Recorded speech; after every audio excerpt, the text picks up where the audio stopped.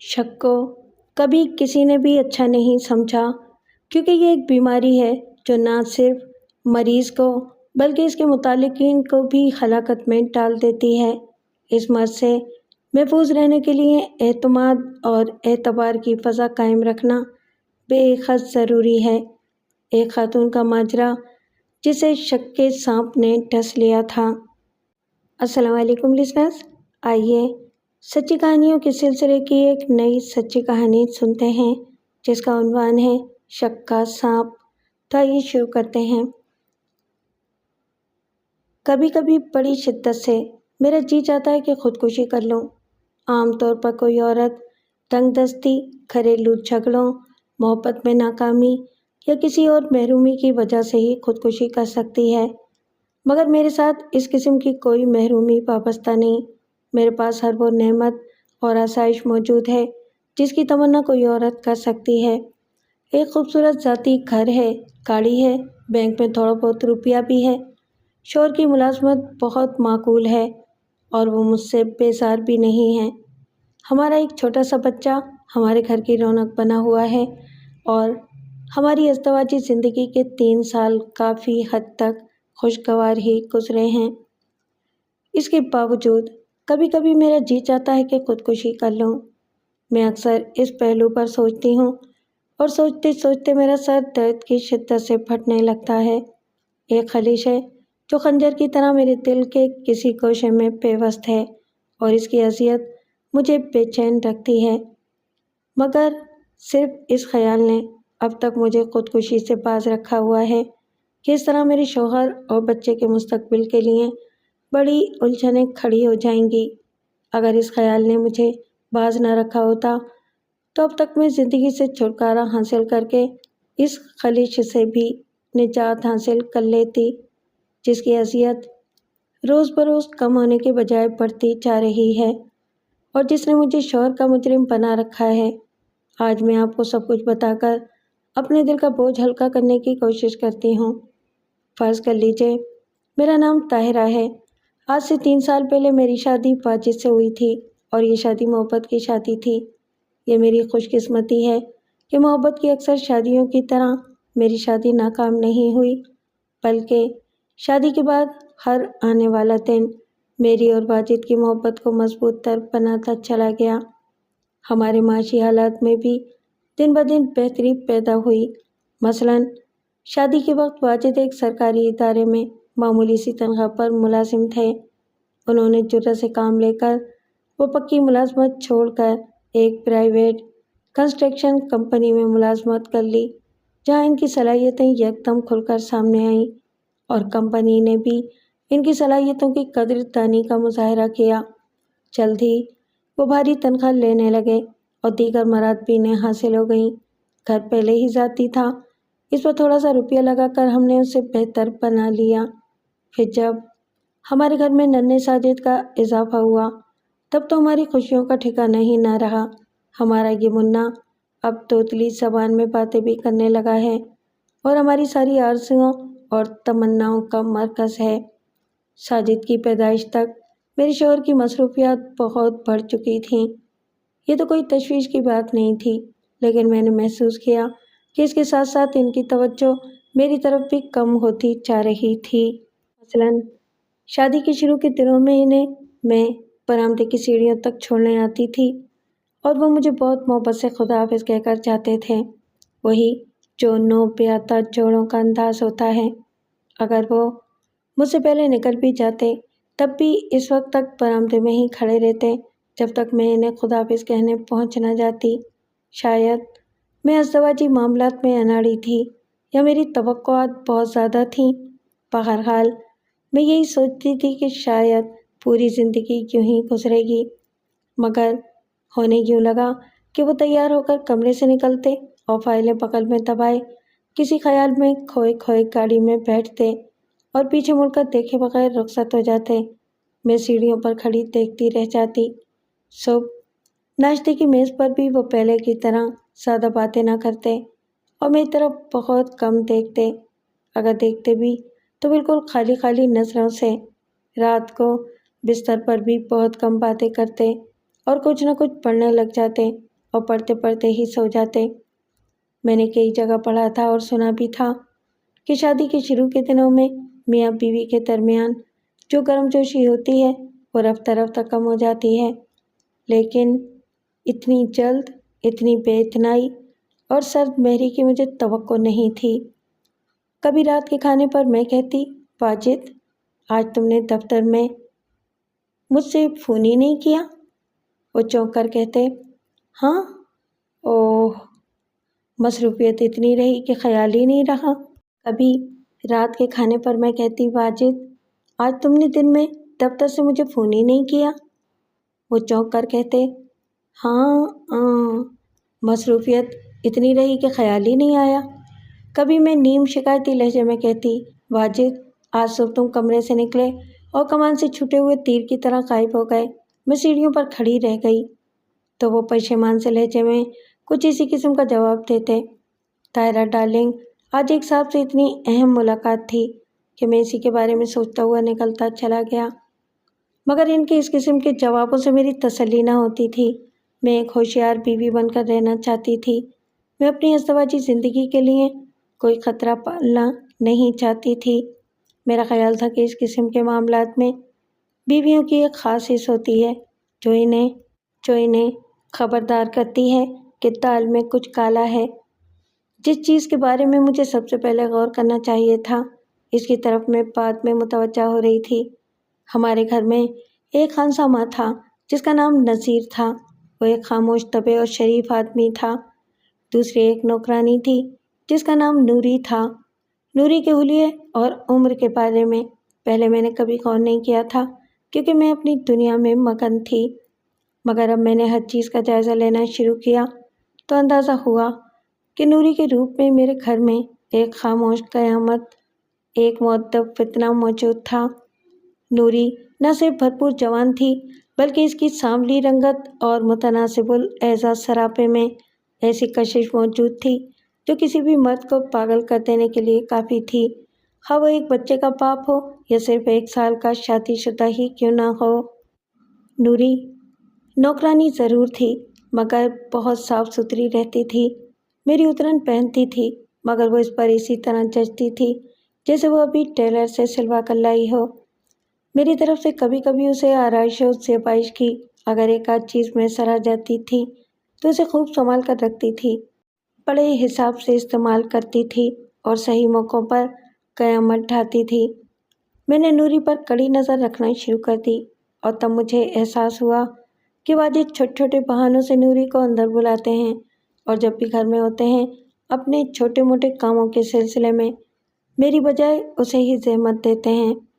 میں نے واجد کو زیادہ دیر تنہا بیٹھنے کے مواقع دینا چھوڑ دیے تاکہ وہ تنہائی میں نوری کو نہ بلا سکیں۔ میرے اعصاب پر عجیب کھچاؤ سا رہنے لگا، میرے اندر ہی اندر عجیب نفسیاتی توڑ پھوڑ جاری تھی۔ میں اگر اب واجد کے نزدیک ہوتی تو کہتی، اللہ واجد آج آپ نے دفتر سے آنے میں اتنی دیر کر دی، تو مجھے خود محسوس ہوتا کہ جیسے میں دراصل یہ کہنا چاہ رہی تھی، کس نگوڑی کے ساتھ گلچھرے اڑا رہے تھے۔ بہرحال میں واجد کو کبھی رنگے ہاتھوں نہ پکڑ سکی۔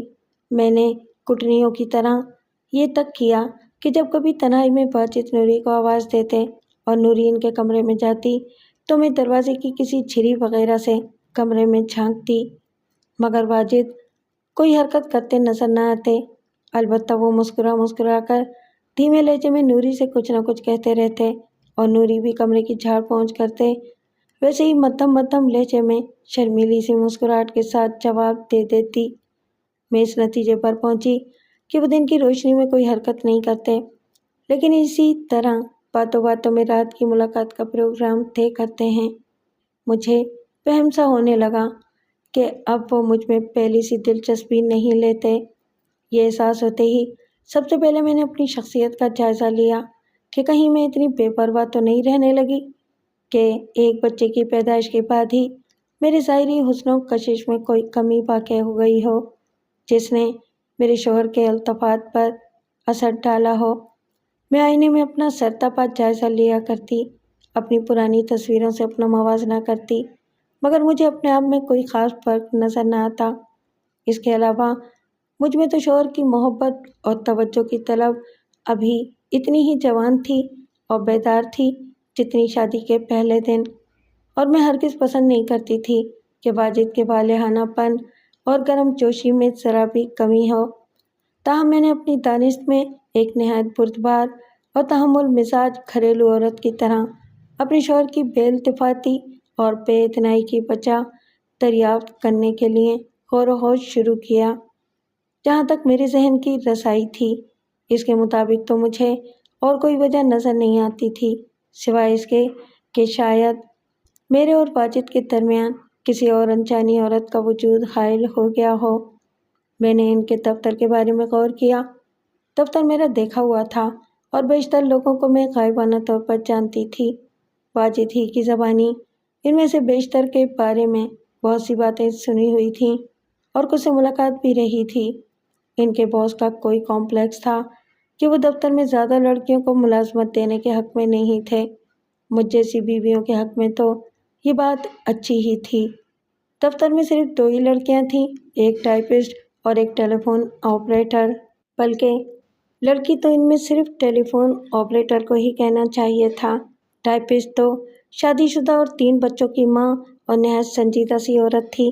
ممکن تو نہیں لگتا تھا کہ وہ کسی پر ڈورے ڈالے یا کسی کے ڈالے ہوئے ڈوروں میں پھنسے۔ باقی رہی ٹیلی فون آپریٹر تو وہ غیر شادی شدہ ضرور تھی، مگر بیچاری صرف آواز ہی آواز تھی۔ تصویر بہت خراب تھی، مطلب یہ کہ اس کی آواز بلا شبہ کانوں میں رس گھولتی تھی، مگر صورت دیکھنے کے بعد سارا تصور کرچی کرچی ہو جاتا تھا۔ واجد کے سلسلے میں اس کی طرف سے بھی کوئی خطرہ نہیں تھا۔ دفتر سے باہر کسی عورت کے چکر میں ہونا واجد کے لیے مشکل ہی تھا، کیونکہ وہ مصروفی بہت رہتے تھے، اور اتنا بھی مجھے معلوم تھا کہ ان کی مصروفیات صرف دفتر تک ہی محدود ہیں۔ دفتر سے اٹھ کر وہ سیدھے گھر ہی آتے تھے۔ میں نے اطمینان کر لیا تھا۔ پھر میں نے اپنے گھر کے بارے میں غور کیا اور مجھے محسوس ہوا کہ میرے اس شبے کو اس طرح تقویت ملی کہ ایک رات جب اتفاقاً میری آنکھ کھلی تو میں نے اپنے پہلو سے واجد کو غائب پایا۔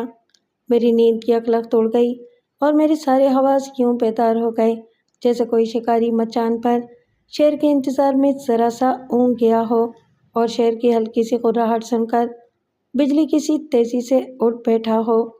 ابھی میں واجد کی تلاش میں ادھر ادھر تاک جھانک کا ارادہ کر ہی رہی تھی کہ وہ واپس آ گئے۔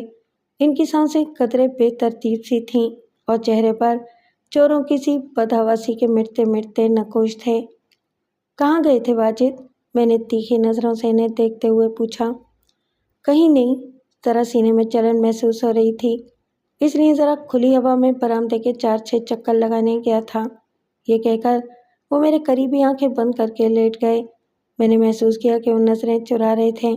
ویسے یہ ہم میاں بیوی کا مشترکہ فارمولہ تھا کہ کسی رات اگر طبیعت میں بوجھل پن محسوس ہوتا تھا یا سینے میں جلن ہوتی تھی تو تیز تیز قدموں سے برآمدے کے کچھ چکر لگاتے تھے۔ عام طور پر یہ نسخہ کارگر رہتا تھا اور طبیعت کا بوجھل پن دور ہو جاتا تھا، لیکن میرا دل کہہ رہا تھا کہ اس وقت واجد برآمدے کے نہیں کہیں اور کے چکر لگا کر آ رہے تھے۔ زیادہ تکلیف تو نہیں؟ کوئی دوا دوں؟ میں نے جھکتے ہوئے لہجے میں پوچھا۔